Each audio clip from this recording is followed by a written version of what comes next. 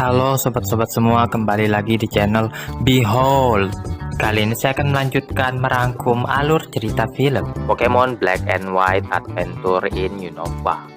Di tengah perjalanan menuju Kanto, Satoshi dan kawan-kawan memecahkan kasus pencurian dan menemani Oshawott ke Pulau Cangkang Kerang.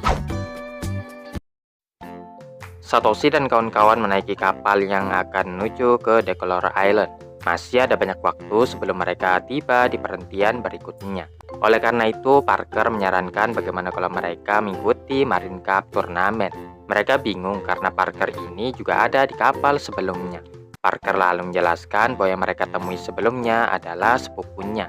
Dan menurut Iris, ini seperti keluarga Suster Joy dan petugas Junsa yang semuanya mirip mukanya. Selain itu, Parker mengungkapkan bahwa setelah turnamen selesai, Nyonya Ripple akan memamerkan koleksi permatanya di ballroom, dan ia pun menunjukkan yang mana orangnya.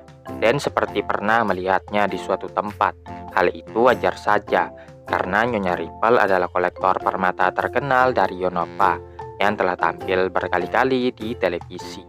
Saat Nyonya Ripple memanggil Purloinnya, akhirnya Dan ingat orang itu dan gemetaran melihat Purloin. Masih belum jelas mengapa Dan bisa takut sekali dengan Pokemon itu. Mereka memperkenalkan diri kepada Nyonya Ripple, meskipun Dan tetap sangat gugup di hadapan Purloin.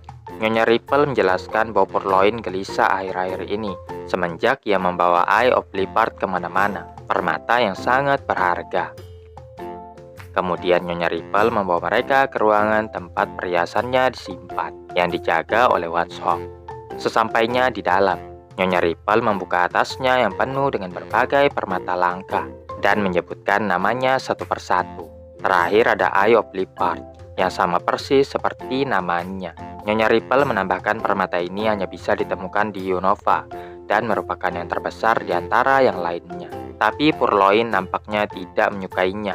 Hal ini terlihat ketika Purloin meninggalkan ruangan dan menduga Nyonya Ripple lebih mementingkan permata daripada Purloin yang menyebabkannya bersikap seperti itu. Tiba-tiba seorang pria gemuk dan berpakaian bagus memasuki ruangan. Tuan Soal memperkenalkan dirinya dan mengutarakan niatnya untuk membeli Eye of Leopard. Nyonya Ripple segera mengembalikan permata itu ke tempatnya dan dengan sopan menolak permintaan Tuan Soal. Namun Tuan Soal mengklaim bahwa ia akan datang lagi untuk mengambil permata itu. Sambil tertawa, ia meninggalkan ruangan saat Watchog dengan marah membanting pintu di depan wajahnya. Iris menyuarakan ketidaksukaannya pada orang itu. Parker menjelaskan bahwa Tuan Soal juga merupakan seorang kolektor permata, tapi ia menyimpan koleksinya secara pribadi saja. Di luar, seorang pria berkacamata berjalan melewati ruangan. Watchog menatapnya dengan curiga. Singkat cerita, Marine Cup pun dimulai, di mana Iris mendapat giliran pertama melawan Tide dan Vanillite. Meskipun itu adalah kelemahan EXO, Iris meminta Pokemonnya bertarung dengan sekuat tenaga. EXO menyerang duluan, tapi Vanillite menggunakan double team untuk membingungkan EXO. EXO pun menggunakan Dragon Rage yang gagal mengenai yang asli. Vanillite merespon dengan Ice Beam untuk mengalahkan EXO. Satoshi bertekad akan memenangkan turnamen ini demi Iris. Saat pertarungan masih berlangsung, Nyonya Ripple menghampiri Parker, meminta bantuan mencari Purloinnya yang menghilang. Purloin terlihat masuk ke ruangan permata melalui ventilasi dan meninggalkan ruangan itu lagi. Tide memilih Galvantula yang sudah dipersiapkannya semisal mencapai babak final. Satoshi dan Tide sama-sama memerintahkan Thunderbolt kepada Pokemon mereka. Tide memberi isyarat kepada Galvantula untuk mengalihkan serangannya mengenai listrik kapal yang menyebabkan mati lampu. Pada saat itu, Tuan Soal memerintahkan Rosalia menidurkan Watchog yang menjaga ruang permata. Beberapa menit kemudian, lampu pun kembali menyala. Nyonya Ripple dan Parker menemukan Watchog tergeletak di lantai, lalu mendengar teriakan yang berasal dari Tuan Soal, yang mengatakan permata telah dicuri. Hal ini membuat Nyonya Ripple langsung pingsan. Purloin tiba-tiba muncul dan keluar dari ruangan. Kembali ke pertempuran, Pikachu berhasil mengalahkan Galvantula dengan Iron Tail, menjadikan Satoshi sebagai pemenangnya. Tiba-tiba Purloin melompat ke arah Tide dan mencabik-cabik wajahnya. Satoshi menarik Purloin hingga jatuh ke tangan Dan. Nyonya Ripple menceritakan bahwa permatanya telah dicuri dan menyarankan agar menyelidiki Tuan Soal karena kemungkinan besar ia adalah pelakunya. Tuan Soal yang diinterogasi menyatakan ia memang pergi ke ruangan, tapi bukan untuk mencuri permata itu. Rekaman menunjukkan permata itu hilang sebelum Tuan Soal tiba di ruangan. Namun Kapten tetap menahan Tuan Soal selagi penyelidikan tetap berlanjut. Iris yakin pelakunya memang Tuan Soal, tapi Dan bilang mungkin ia terlalu cepat mengambil kesimpulan. Nyatanya masih banyak kejadian yang tidak bisa dijelaskan. Di saat itu Purloin muncul di hadapannya mengagetkan Dan. Purloin seolah mengatakan tahu apa yang terjadi pada kasus ini. Mereka pergi ke kamar Tait untuk menanyakannya lebih lanjut. Tait menjawab ia sama sekali tidak tahu dengan permata. Dan lagi ia sedang bertarung saat pencurian terjadi. Kalau diingat-ingat sebelumnya Purloin menyerang Tait tanpa alasan yang jelas. Tapi hal itu tidak bisa membuktikan bahwa Tait adalah pelakunya. Dan ingat permata itu hilang saat mati lampu. Dan mungkin ada hubungannya. Jadi ia pergi lagi ke ruangan permata. Di situ ia menemukan karpet basah di bawah meja. Dan yang sudah tahu siapa pelakunya mengumpulkan semuanya di arena. Dan mulai menanyakan satu persatu apa yang mereka lakukan saat mati lampu. Sampai pada kesimpulan bahwa Purloin adalah saksi yang melihat pencurian. Purloin masuk lewat ventilasi ke ruangan permata. Di saat mati lampu, pelakunya menggunakan mop es untuk membuka kunci tas, yang menyebabkan genangan air menodai karpet karena kuncinya meleleh. Dan mencurigai Tait yang memiliki Pokemon tipe es. Tapi Tait menyangkal saat itu ia masih bertarung. Dan mengatakan saat itu Tait memilih Galvantula yang juga diperintahkannya untuk mematikan lampu. Pada saat itulah Vanillite yang mencuri permatanya dan menegaskan Taitlah pelakunya. Ikut dalam turnamen hanyalah alibi agar ia bisa melakukan pencurian. Tait yang sudah terpojok pun memerintahkan Pokemonnya untuk menyerang. Akan tetapi pria berkacamata memerintahkan Growlithe untuk melumpuhkan Vanilla. Pria itu adalah anggota kepolisian yang mengincar Tait, buronan pencuri permata yang ahli dalam penyamaran, dan lega karena semuanya telah berakhir. Tuan Soal meminta maaf karena masuk ke ruangan tanpa izin. Ia juga berterima kasih kepada Dan yang telah membuktikan ia tidak bersalah. Nyonya Ripple lalu menghampiri Purloin yang ternyata sangat peduli dengannya. Sebaiknya Nyonya banyak meluangkan waktunya untuk Pokemonnya itu. Satoshi dan kawan-kawan sedang makan saat kapal akan menuju pulau berikutnya. Mereka memperhatikan banyak penumpang yang memiliki Oshawott dan Dewott. Penasaran apakah itu ada hubungannya dengan perhentian mereka selanjutnya. Parker lewat dan menanyakan apakah semuanya baik-baik saja. Satoshi lalu menanyakan kemanakah kapal ini akan berlayar. Parker mengatakan bahwa Skullcap Island adalah tujuan mereka selanjutnya. Sebuah pulau berbentuk kerang yang tercipta karena adanya akumulasi kerang. Parker menjelaskan bahwa para trainer akan berpartisipasi dalam kompetisi Skullcap King. Makanya banyak trainer yang membawa Oshawott dan Dewott hari ini. Tiba-tiba Oshawott keluar dari Pokeball-nya, mengutarakan niatnya untuk ikut dalam kompetisi tersebut. Sesampainya di pulau, ada banyak pernak-pernik dan makanan yang berbentuk seperti kerang. Host mengumumkan kompetisi akan segera dimulai. Host menyatakan pemenangnya akan mendapatkan Golden Skullcap, yang membuat semuanya terkagum-kagum penasaran apakah betul kerang itu terbuat dari emas. Sementara itu tim Rocket memutuskan untuk mendaftar kompetisi agar bisa mendapatkan Golden Skullcap tersebut. Tapi untuk bisa ikut mereka harus punya Oshawott atau Dewott. Musashi dan Kojiro tentu sudah memperhitungkan segalanya. Yang mana Nyasu punya firasat buruk tentang hal ini.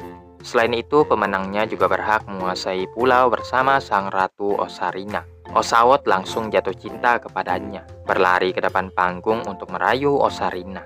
Namun Osarina tidak terkesan dan meninggalkannya pergi. Oshawott mencoba mengejarnya, tapi dipukul oleh Dewott sampai pingsan. Satoshi berlari ke arah Pokemonnya dan menuntut penjelasan pada trainer Dewott. Quattro mengatakan Oshawott pantas mendapatkannya karena telah mengganggu Osarina dan menyatakan Dewottnya kaisar sebagai satu-satunya yang layak menjadi raja. Satoshi menegaskan ia tidak akan kalah semudah itu dan Oshawottnya lah yang akan memenangkan kompetisi ini. Quattro menantikan pertarungan antara mereka berdua. Host memperkenalkan Don George dan Suster Joy di pulau itu sebagai jurinya, serta Osarina yang duduk di singgasananya. Babak pertama melibatkan semua peserta yang memamerkan cangkang kerang mereka untuk dinilai berdasarkan tampilannya. Masing-masing Osawott dan Dewot menunjukkan cangkang kerang mereka dengan ulasan bagus dari para juri. Iris mengomentari semua cangkang kerang itu terlihat sama di matanya. Osawott Satoshi menunjukkan cangkang kerangnya dan mendapat respon positif juga dari para juri. Berikutnya giliran Quattro yang membanggakan dirinya karena mendapat tepuk tangan lebih meriah daripada Satoshi. Satoshi mengatakan kompetisi masih belum berakhir. Sementara itu Musashi dan Kojiro telah mendandani Nyasu sebagai Dewot. Mereka menyerahkan tas yang isinya adalah cangkang kerang. Ketika gilirannya tiba, Nyasu mengeluarkan cangkang kerang itu dari dalam tas. Tapi sadar ukurannya terlalu besar. Nyatanya tidak ada yang menyadarinya dan malah bersuara keras untuk Nyasu. Juri juga memuji penampilan Nyasu yang membuatnya lebih percaya diri. Babak kedua, para peserta diminta untuk melemparkan cangkang kerang mereka ke target yang telah disediakan. Osawott Satoshi melemparkan cangkang kerang yang nyaris meleset. Untungnya mengenai bagian ujung target. Satoshi sangat bersyukur sekali. Dewot melemparkan cangkang kerangnya yang dua-duanya mengenai target, membuat Quattro selangkah lebih unggul daripada Satoshi. Nyasu melemparkan cangkang kerangnya yang meleset. Dengan cepat Kojiro menggunakan remote control yang menyebabkan cangkang kerang mendarat di tengah target. Babak ketiga adalah break. Satoshi kaget karena Osawottnya belum mempelajari move tersebut. Host menyatakan yang dimaksud bukan move yang sebenarnya, tapi memecahkan tumpukan ubi dengan cangkang kerang. Nanti akan dihitung seberapa banyak para peserta mampu memecahkannya. Di babak ini juga hanya 3 peserta teratas yang berhak lolos. Dewot yang mendapat giliran pertama mampu memecahkan 11 ubi. Berikutnya Nyasu yang mana Kojiro telah merancang cangkang kerangnya dengan bahan yang kuat. Nyasu menukik ke atas tumpukan ubin dengan kepala lebih dulu. Alhasil Nyasu menghancurkan seluruhnya dan mendapat tepuk tangan meriah dari para penonton. Osawott mendapat giliran terakhir. Osawott memukul tumpukan ubin dengan sangat keras yang berhasil menembus 11 ubin juga, membuatnya lolos ke babak berikutnya. Babak keempat, para peserta disuruh menampilkan pertunjukan yang melibatkan cangkang kerang. Quattro merintahkan Aqua Jet, di mana Dewot terbang dalam formasi lingkaran untuk menciptakan pelangi, membuat semuanya terkesan. Satoshi menyuruh Osawott melakukan hal yang sama, tapi saat berputar di udara, ia melihat Osarina. Osawott kehilangan akal sehatnya yang menyebabkannya menabrak Satoshi. Para juri memberi penilaian buruk untuknya. Nyasu melompat-lompat di atas trampolin sambil mengayunkan cangkang kerangnya. Tapi saat Nyasu mendarat, cat biru di tubuhnya luntur. Tim Rocket yang sudah ketahuan berniat mencuri Golden Skullchop. Pikachu segera menerbangkan mereka terbang ke langit-langit. Dengan menyisakan 2 peserta, babak terakhirnya adalah Pokemon Battle. Quattro memerintahkan Dewot, Aqua Jet, dan Hydro Pump. Osawott berupaya menangisnya dengan move yang sama. Tapi karena perbedaan level, maka Osawott yang terpental. Satoshi masih belum menyerah dan mengcounter serangan lawannya dengan Osawott Aqua Jet. Osawott dan Dewot berduel hanya mengandalkan cangkang kerangnya, namun Dewot jauh lebih unggul. Dewot berniat mengakhiri pertandingan dengan combo Aqua Jet Razor Shield. Osawott meresponnya dengan menggunakan combo yang sama. Serangan saling berbenturan yang mengakibatkan 2 Pokemon terlempar. Dewot bangkit lebih dulu, namun setelah itu jatuh dengan sendirinya, sehingga Satoshi dan Osawott dinyatakan sebagai pemenangnya. Osawott mendapatkan Golden Skullchop sebagai hadiahnya, dan sekarang akan menguasai pulau sebagai raja dan ratu, yang artinya Osawott akan tinggal di pulau itu sebagai raja hingga kompetisi berikutnya. Satoshi menanyakannya kepada Osawott, yang teralihkan ketika melihat Osarina. Berat rasanya berpisah dengan Pokemonnya setelah melalui banyak petualangan. Namun kalau untuk kebahagiaan Osawott, maka Satoshi rela melepaskannya. Tanpa diduga-duga, Osarina melompat ke pelukan Dewot, yang ternyata mereka saling mencintai sejak awal. Osawott sangat terpukul karenanya, sampai-sampai cangkang kerangnya pecah. Host segera mendiskualifikasi peserta yang cangkang kerangnya rusak, dan mengganti pemenangnya menjadi Quattro dan Dewot. saat kapal berlayar menjauhi pulau. Semuanya menghibur Oshawott yang masih sedih. Satoshi bilang setidaknya mereka bisa berpetualang bersama lagi. Sedangkan Iris dan Dan menyemangatinya juga. Benar saja ketika Cinchino lewat, Oshawott yang jatuh cinta langsung mengejarnya.